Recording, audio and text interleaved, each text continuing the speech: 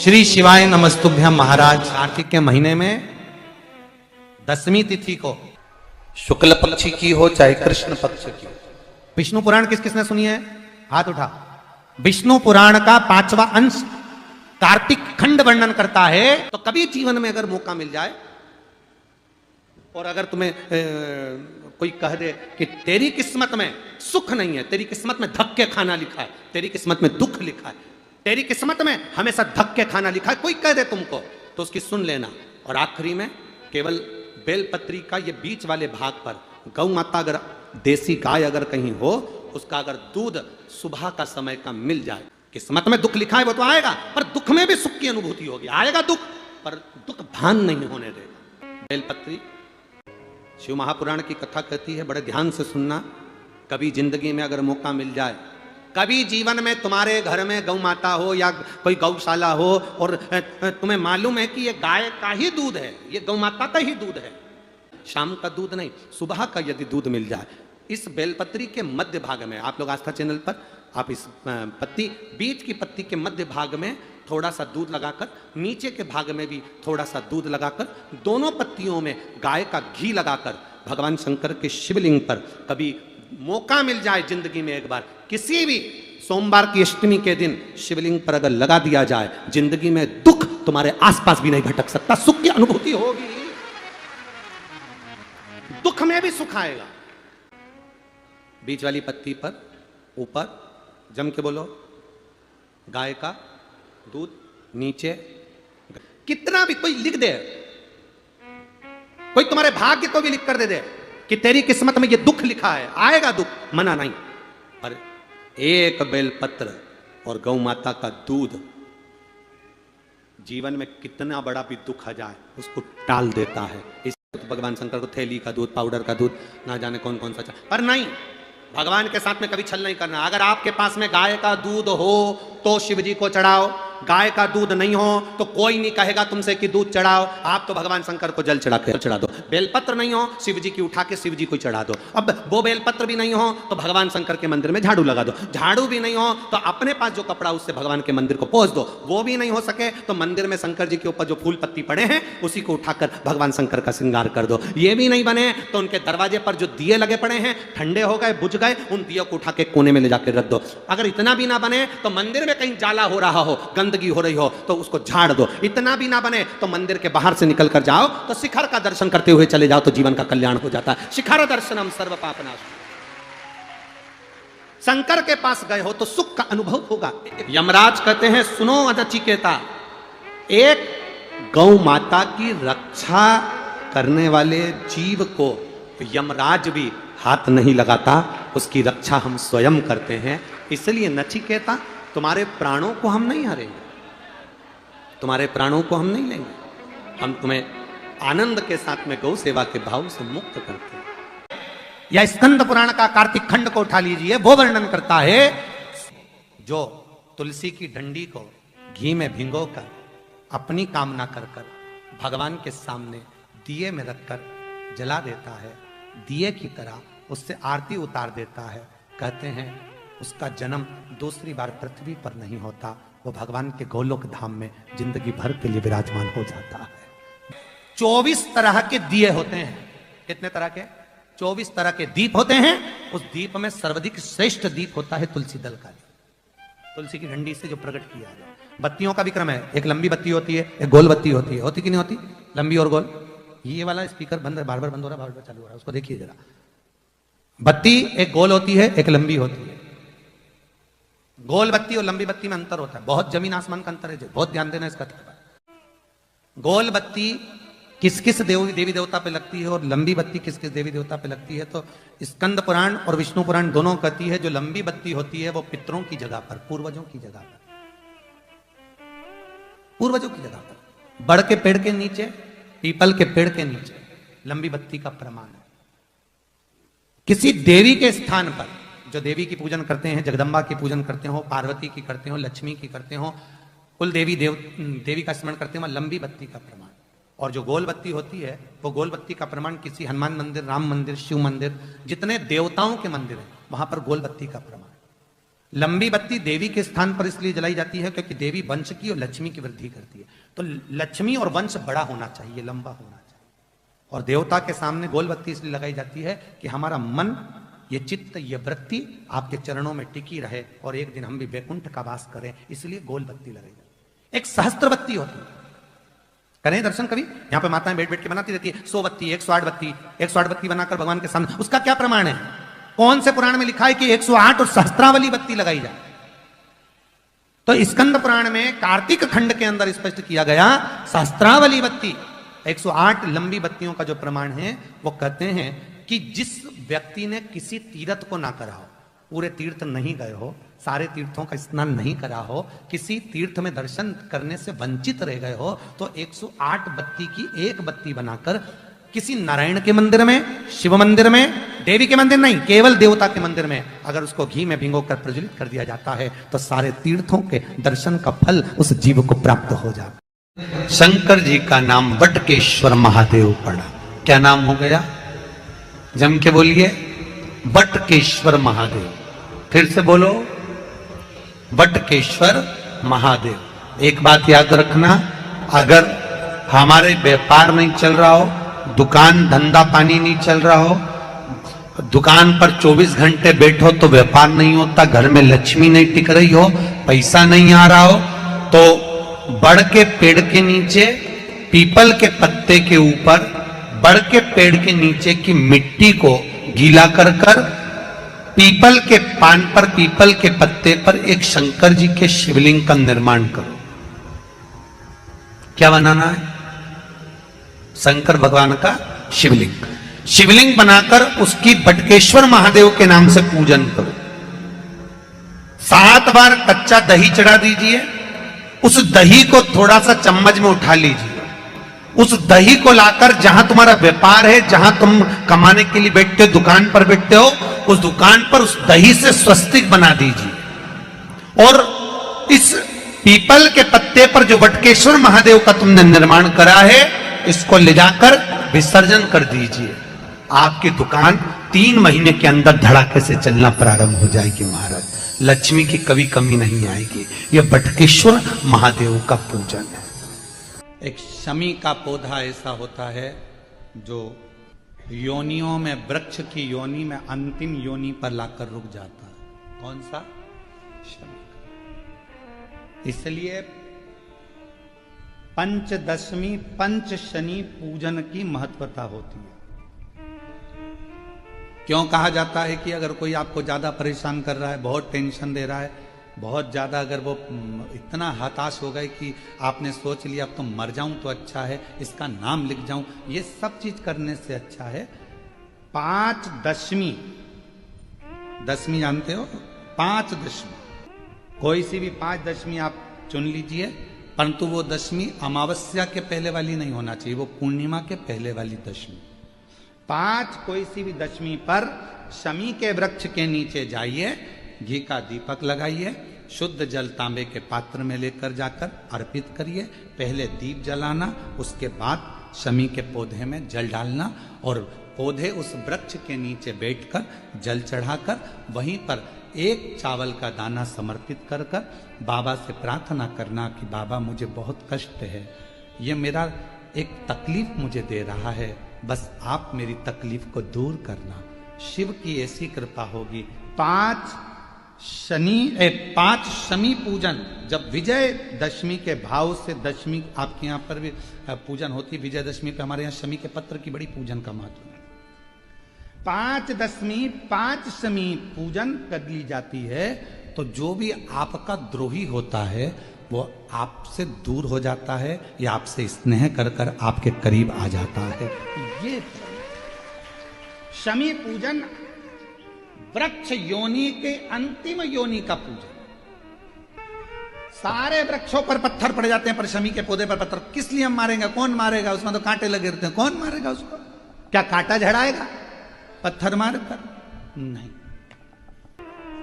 हम तो यहां तक कहेंगे कि शमी की आराधना, साधना आपके द्रोहियों को, दुश्मनों को भी दूर कर देती। और मेरी जीजियों, मेरे जीजाओं, मेरी बेटियों, बेटाओं, मेरी माताओं, मेरे बुजुर्ग माता पिता स्मरण करें, जब जब यदि आपका हृदय दुखे, मन दुखे, तो एक शमी की पत्ती को शंकर के शिवलिंग पर जरूर चढ़ाएं, सारे दुख अपने आप समाप्त होना प्रारंभ। शमी का तो कोई कहे क्या वृक्षों में, पौधों में, पत्तियों में भी क्या, ये वृक्षों के अंदर भी क्या जीव होता है क्या? इसमें भी प्राण होते हैं? होते हैं, इसमें भी प्राण है। ये भी ऑक्सीजन लेना छोड़ना सब कार्य इनका चालू है, ये भी जीवित है। जल नहीं मिलेगा मर जाएंगे, जल गया समाप्त। शिव की उदारता किसको कहते हैं? शंकर की करुणा किसको कहते हैं? शिव उपासना किसको? शिव दिखने लगे हर जगह, हर घड़ी, हर पल, हर क्षण। विश्वास यदि शंकर पर है तो शिव दिखता। शिव के बिना कुछ नहीं दिखता। कूप है 5 जो तीर्थ हैं, इसमें जो जल है, जल के अंदर एक एक मगरी रहती है। मगरी मतलब मगर की पत्नी। मगरी इसमें रहती है। वो मगरी जो अंदर जाता है उसको खींच लेती है, खा जाती है।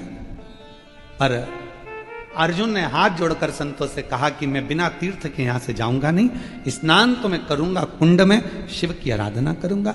अर्जुन, वो मगरी तुम्हें खा जाएगी। अर्जुन विचार नहीं करे रत्ती भर भी। स्कंद पुराण का कौमार्य खंड कह रहा है कि अर्जुन चलते चलते उस पहले 5 तीर्थ थे, 5 तीर्थ में से एक तीर्थ पर अर्जुन ने हाथ जोड़ा, नमस्कार किया, प्रणाम कर कर हर हर महादेव जैसे ही बोले और अर्जुन उस तीर्थ में कूद गए।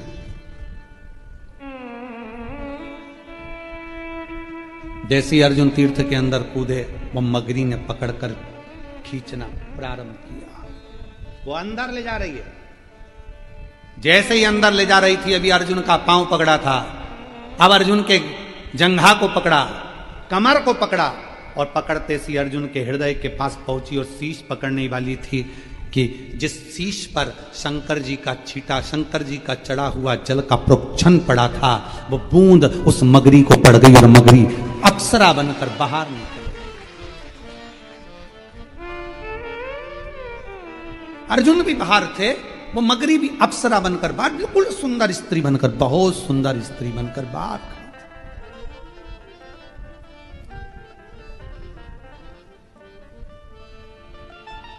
अर्जुन ने पूछा, तुम कौन हो? बड़ी सुंदर हो। अभी तुम मगर के रूप में थी और अब इतनी सुंदर बनकर तुम सामने खड़ी हो कौन तुम? मगरी हाथ जोड़कर बोली, रे अर्जुन, हे पांडुनंदन, हे अर्जुन, हम 5 अप्सराएं हैं। मेरा नाम वर्चा है, दूसरी मेरी सोरमेई है, तीसरी सामेई है, चौथी बुदबुदा है और 5वें नंबर की लता है। हम 5 अप्सराएं हैं और देवलोक में रहती हैं, बड़ी सुंदर हैं हम पांचों की पांचों। एक बार अपनी सुंदरता का भाव जानकर हम सब नंदन वन पहुंच गए, जिस वन में कुछ संत बैठकर शंकर भगवान की आराधना कर रहे थे, साधना कर रहे थे, शिव की अर्चना कर रहे थे। और शिव महापुराण में पहले भी वर्णन किया, आज फिर आपको कहते हैं, एक बात याद रखना, यदि कोई शंकर की आराधना में डूबा है, साधना में डूबा है, भजन में डूबा है, कोई शिव नाम की भक्ति में डूबा हुआ है, निवेदन है, उसको कभी भी आप ना तो उसको परेशान करिए, ना उसको कष्ट दीजिए, नहीं तो व्यक्ति को भोगना बहुत कुछ पड़ता है, बहुत। अर्जुन, हम नंदनवन में पहुंचे और नंदनवन में पहुंचने के बाद अर्जुन, हमने देखा कि एक संत शिव की आराधना में लगे हुए थे, शिव आराधना में लगे थे। तभी हमारे मन को भाव उत्पन्न हुआ, हमने उनको अपनी ओर आसक्त करने के लिए नई नई लीला करना प्रारंभ कर दी। नई नई हम उसको अपना करने के लिए नई नई लीला करने लगे। अब वो संत तो हमको देखे नहीं, जब आखिरी में संत ने हमको नहीं देखा, उनका जल का भरा हुआ जो लोटा था, पात्र था, उसको हमने छुड़ाकर उठाकर दूसरी जगह रख दिया। वो उस पात्र को ढूंढने लगे। पात्र शिव महापुराण की कथा कहती है महाराज,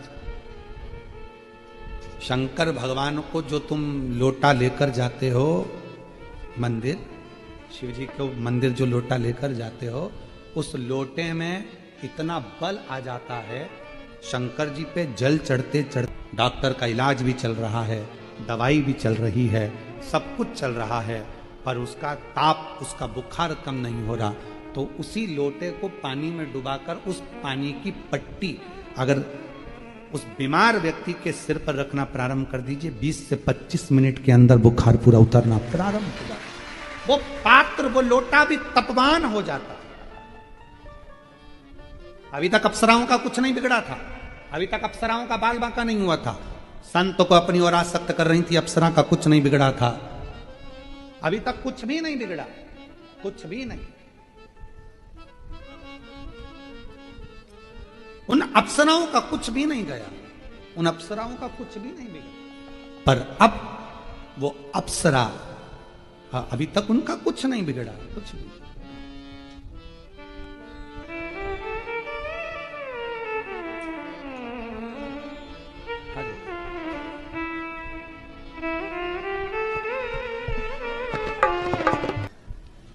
पर आसक्त करने के बाद भी वो हमारी ओर नहीं आए। तब हमारे मन में भाव आया, पात्र रखा था जिससे वो जल चढ़ा रहे थे शिव को, और उस पात्र में बड़ा बल होता है, बहुत बल। जैसे आज सारी जितनी पूर्णिमा होती हैं, उन पूर्णिमा में आज की जो पूर्णिमा है शरद पूर्णिमा, वो बहुत मायने रखती है, बहुत। हम फिर निवेदन करेंगे, आज की जो पूर्णिमा है, प्रयास करो भोलेनाथ जी को एक श्वेत चावल का दाना शंकर भगवान को समर्पित जरूर करो। और रात्रि के समय पर जब चंद्र पूर्ण आनंद के साथ में हो, और यदि कोई शरीर में बहुत ज्यादा कोई रोग ग्रसित हो गया है, कोई चर्म रोग हो गया है, कोई शरीर में कोई भयंकर रोग हो गया है, तो छोटी सी बेलपत्र शंकर भगवान पर चढ़ी हुई और तुम्हारे रोगों को समाप्त। चंद्रमौलेश्वर महादेव का स्मरण। कौन से महादेव? चंद्रमौलेश्वर। और चंद्रमौलेश्वर महादेव की। चंद्रमौलेश्वर शिव उपासना ये बहुत। और आज तो सुंदर शरद पूर्णिमा है, बाबा की बड़े आनंदमय स्वरूप है। चंद्र की रोशनी में आप लोग तो खीर खाते ही हो, पर साथ में एक बेलपत्र का प्रयोग भी जरूर कर देखो, वो आपकी जिंदगी में ना जाने कितने रोगों को समाप्त कर देगा, कितने रोग। पर वो बेलपत्र छोटी लेना, ज्यादा बड़ी बेलपत्र नहीं लेना, छोटी सी बेलपत्र लो, शिव पर चढ़ी हुई श्री शिवाय नमस्तुभ्यम बोलकर चंद्र पूर्णता में जब हो, रात्रि के समय पर एक बेलपत्र चंद्रमौलेश्वर महादेव का नाम लेकर उसको चबा कर,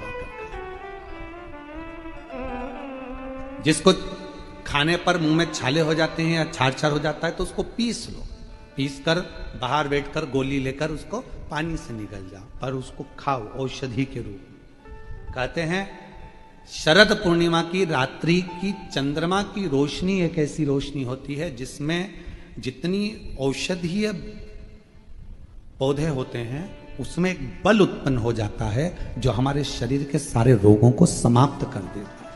सारे आपके यहाँ खीर रखते हैं, हमारे यहाँ हम हमारे कुबेरेश्वर धाम पर बेलपत्र रखते हैं रात्रि के समय पर, और वही बेलपत्र जब कोई बहुत ज्यादा तकलीफ में होता है तो वही बेलपत्र का चूरा बल सूख जाती है, उसको दे देते हैं, भाई यही पाते रहो, वो औषधीय तत्व। श्री शिवाय नमस्तुभ्यम।